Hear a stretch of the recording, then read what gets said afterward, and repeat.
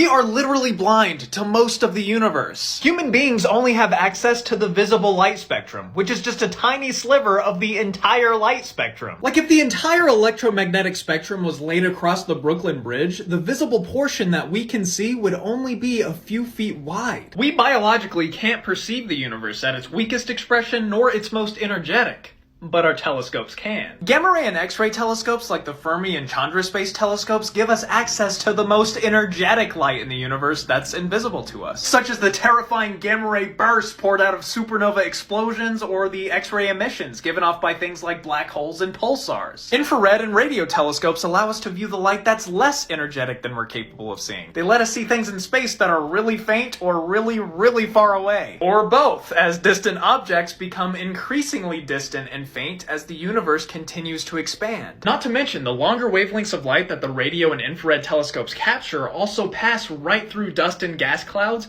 allowing us to see things in space that are hidden by those obstructions. Very useful. Space is quite gassy. The Hubble Space Telescope that's taken the pictures of space that we all know and love is an optical or visible light telescope. It sees the light that we can see. But again, our perception is very limited, and so is Hubble's. So while it's captured photos that have pushed our understanding of the universe forward dramatically, it does fall short in seeing, for example, the most distant cosmic objects there are. Enter the James Webb Space Telescope. You see, one of the biggest frontiers in astronomy today is the attempt to piece together how the early universe evolved and took shape into what it is today. In order to effectively study this, it's critical that we look further back into space and time than we ever have to quite literally see the very first stars and galaxies that ever came into existence. 13.5 billion years ago. Objects that are much further and fainter than Hubble is capable of seeing. So scientists built the JWST to do just that. It'll be the biggest and most powerful space telescope to date. But it won't be a visible light telescope. Instead, it'll be optimized for the infrared, which is necessary for being able to collect this very weak and ancient light from the early universe. The telescope is now set to launch on December 18th of this year.